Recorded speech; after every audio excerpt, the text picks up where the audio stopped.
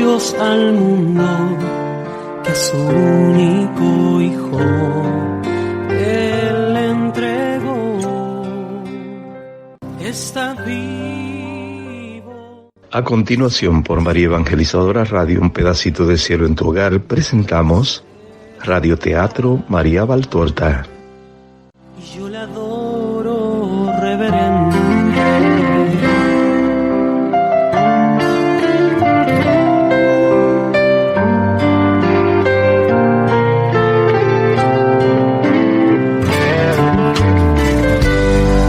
Tanto amó Dios al mundo, que a su único Hijo.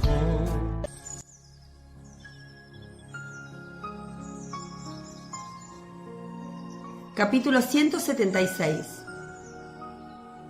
Durante el descanso sabático. El último discurso de la montaña. Amar la voluntad de Dios.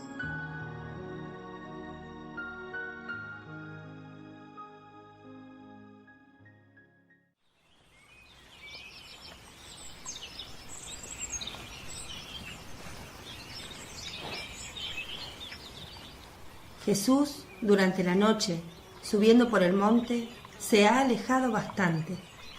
La aurora lo muestra erguido sobre el borde de un despeñadero. Pedro lo ve y se lo indica a sus compañeros.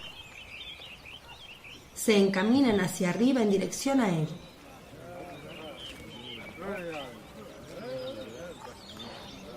Maestro, ¿por qué no has venido con nosotros? Necesitaba orar. Pero también tienes mucha necesidad de descansar. Amigos, durante la noche una voz venida del cielo pedía oración por los buenos y por los malos, y también por mí mismo. ¿Por qué? ¿Es que acaso la necesitas? Como los demás. Mi fuerza se nutre de oración, mi alegría de hacer lo que mi Padre quiere. El Padre me ha dicho 2 nombres de personas, y para mí un hecho doloroso. Estas 3 cosas tienen necesidad de oración. Jesús está muy triste. Mira a los suyos con una mirada que parece suplicar o querer preguntar algo. Se posa en este o en aquel, y finalmente en Judas Iscariote, y en él se detiene. El apóstol lo nota y pregunta: ¿Por qué me miras así? No te veía a ti. Mis ojos contemplaban otra cosa. ¿Y qué es? La naturaleza del discípulo. Todo el bien y el mal que un discípulo puede dar a su maestro y hacer por él. Pensaba en los discípulos de los profetas, y en los de Juan, y en los míos. Y rogaba por Juan, por los discípulos, y por mí. Es Santiago de Zebedeo el que lo invita a expresarse. Esta mañana estás triste y cansado, maestro. Manifiesta tu pesar a quien te ama. Entonces Judas Tadeo, el primo de Jesús, le dice: sí, dínoslo, que si se puede hacer algo para aliviártelo, lo haremos. Pedro habla con Bartolomé y Felipe, pero no se comprende lo que dicen. Jesús responde: sean buenos, esfuércense por ser buenos y fieles. Ese será mi consuelo. No existe ningún otro, Pedro. ¿Comprendes? Abandona esa sospecha. Quiéranme, quiéranse. No se dejen seducir por quien me odia. Amen sobre todo la voluntad de Dios. Sí, pero si todo viene de ella, también de ella vendrán nuestros errores. ¿Tú crees? No es así. Pero vamos, que muchos se han despertado ya y están mirando hacia aquí. Vamos a bajar. Santifiquemos el día santo con la palabra de Dios. Descienden mientras los que dormían se van despertando en número cada vez mayor. Los niños, alegres como gorrioncillos, ya gorjean corriendo y saltando por los prados. Y mojándose de rocío a base de viento. Tanto que se ganan algún que otro regaño, con el correspondiente lloro. Pero luego los niños corren hacia Jesús, que los acaricia y recupera su sonrisa, como si reflejase en sí esas manifestaciones inocentes de alborozo. Una niña quiere colgarle del cinturón un ramito de flores que ha tomado de los prados. Porque así es más bonita la túnica. Y Jesús se lo consiente, a pesar de que los apóstoles refunfuñan. Es más, dice: Alégrense de que me quieran. El rocío se lleva el polvo de las flores. El amor de los niños aleja las tristezas de mi corazón. Llegan contemporáneamente donde Jesús, que viene del monte, los peregrinos y el escriba Juan, que viene de su casa, acompañado de muchos siervos cargados de canastos de pan y con aceitunas, quesos pequeños y un corderito. Quizás es un cabrito, ya asado para el maestro. Todo lo depositan a los pies de Jesús, el cual se ocupa de repartirlo, dando a cada uno un pan y una tajada de queso con un puñado de aceitunas. Llegado el turno de una madre que lleva todavía al pecho a un niñito regordete que ríe con sus dientecitos de leche, le da con el pan un pedazo de cordero asado, y esto lo repite con otros 2 o 3 que le parecen necesitados de reponer fuerzas en modo especial. Es para ti, maestro. Lo probaré, no lo dudes. Mira, el saber que tu bondad llega a muchos me mejora su sabor. Termina el reparto.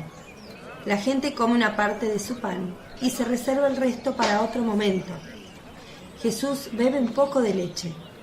El escriba ha querido servírsela personalmente en una taza valiosa, vertiéndola de una vasija que lleva uno de los siervos. Es como una pequeña orza.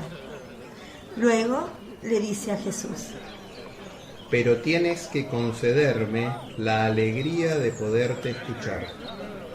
No te lo niego. Ven, arrímate aquí. Y Jesús se pone junto a la pared del monte y empieza a hablar.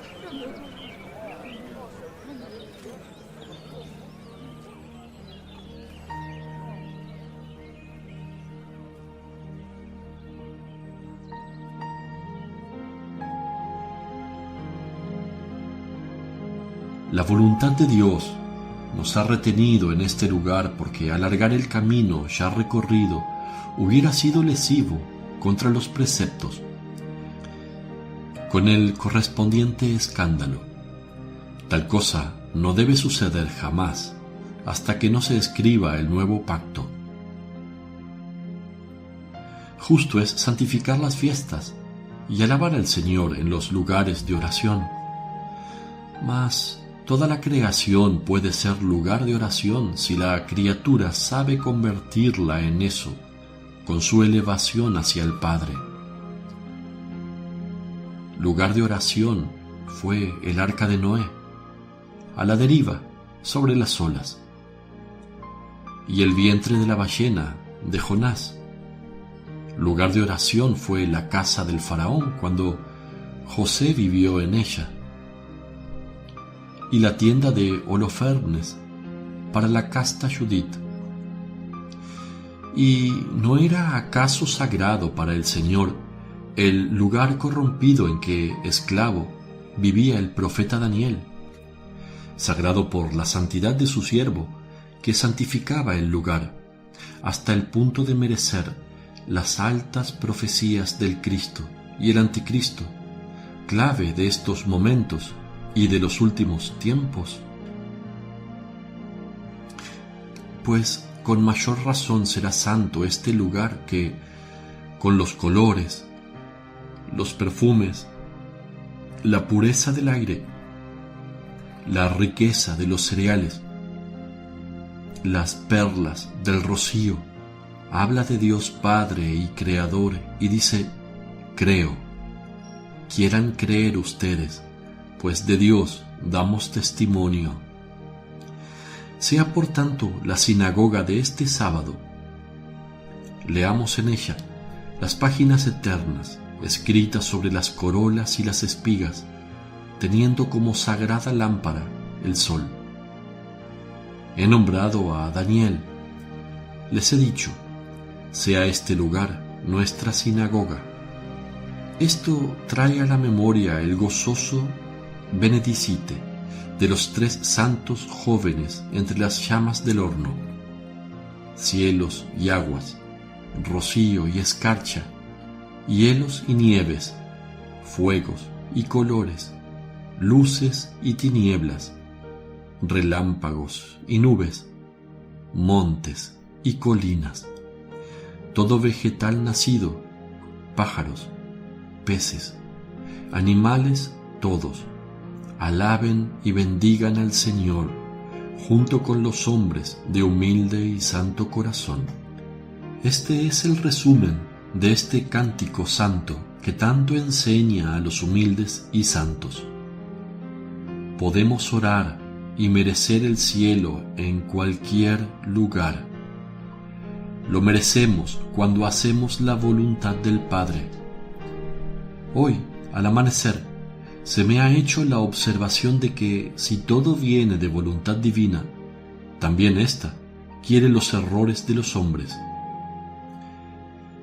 Es un error además muy difundido.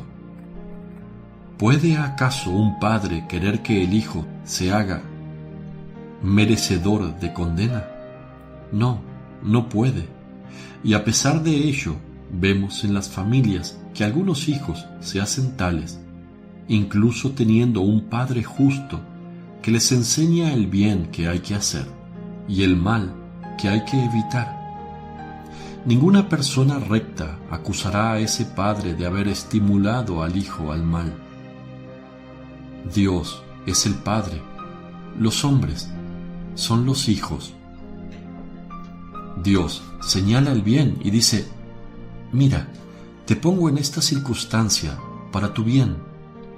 O también cuando el maligno y los hombres que le sirven procuran desgracias a los hombres, Dios dice: mira, en esta hora penosa actúa así, de forma que este mal sirva para eterno bien. Les aconseja, pero no los fuerza. Pues bien, entonces, si uno, aun conociendo lo que sería la voluntad de Dios, prefiere hacer todo lo contrario, ¿se puede decir que tal cosa contraria es voluntad de Dios? No, no se puede. Amen la voluntad de Dios, ámenla más que a la vuestra, y síganla contra las seducciones y los poderes de las fuerzas del mundo, de la carne y el demonio. También estas cosas tienen su voluntad, mas en verdad les digo que bien infeliz es quien ante ellas se doblega. Me llaman Mesías y Señor. Dicen que me aman y me entonan alabanzas. Me siguen y tal cosa parece amor. Y sin embargo, en verdad les digo que no todos de entre ustedes entrarán conmigo en el reino de los cielos. Incluso entre mis más próximos y antiguos discípulos habrá quien no entre, porque muchos harán su voluntad, o la de la carne, el mundo y el demonio, no la de mi Padre. No quien me dice, Señor, Señor, entrará en el reino de los cielos, sino aquellos que hacen la voluntad del Padre mío. Solo estos entrarán en el reino de Dios. Llegará un día en que yo, quien les está hablando, tras haber sido pastor, seré juez. No se confíen ilusamente en mi aspecto actual. Ahora, mi cayado congrega a todas las almas dispersas y se muestra dulce para invitarlos a venir a los pastos de la verdad. Entonces, el cayado será sustituido por el cetro del juez rey, y muy distinta será mi potencia. Entonces, separaré, no con dulzura, sino con justicia inexorable, las ovejas que se alimentaron de verdad, de aquellas otras que mezclaron verdad y error, o se nutrieron solo de error. Una primera vez, y luego otra, haré esto. Hay de aquellos que entre la primera y la segunda comparencia ante el juez no se hayan purgado, no puedan purgarse de los venenos. La tercera categoría no se purgará. Ninguna pena podría purgarla. Ha querido solo el error. En el error permanezca. Pues en ese momento habrá incluso entre estos quien gima: ¿cómo es esto, Señor?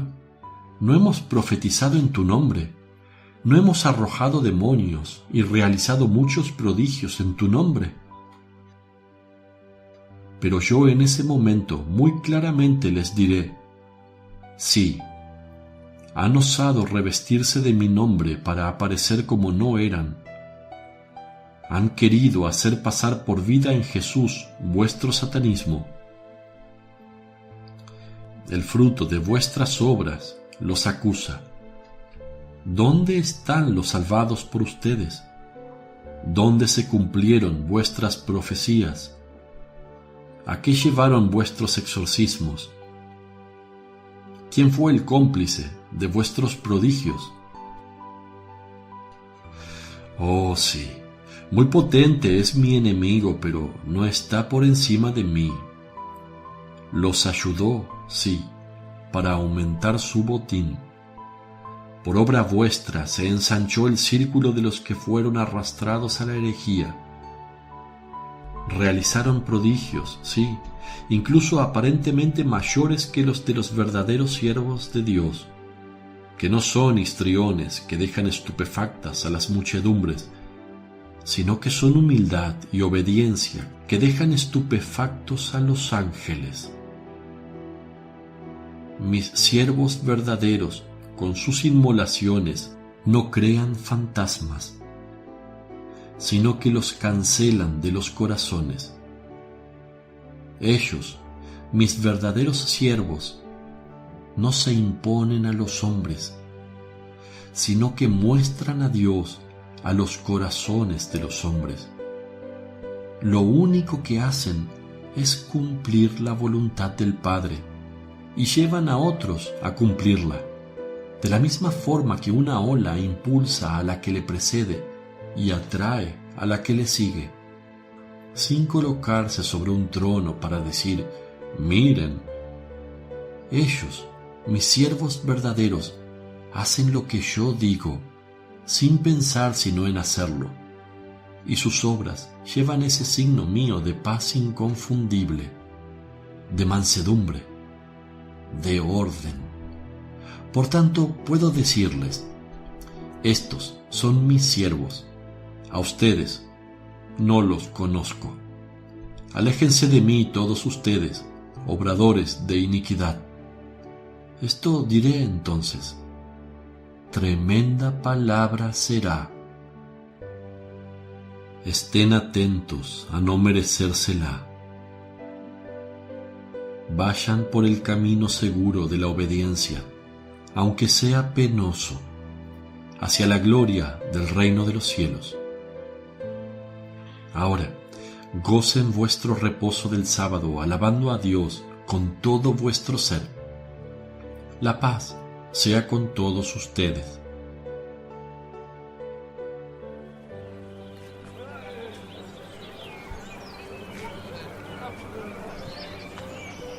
Y Jesús bendice a la muchedumbre antes de que ésta se disperse en busca de sombra, hablando en grupos, comentando las palabras oídas.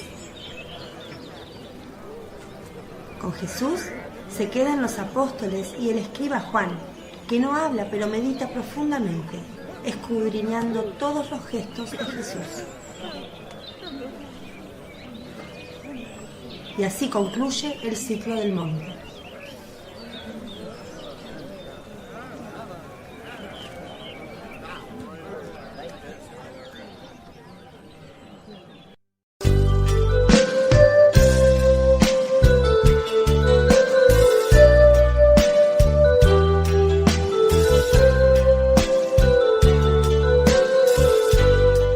Esta es María Evangelizadora Radio, el camino a tu santidad, porque es un pedacito de cielo en tu hogar.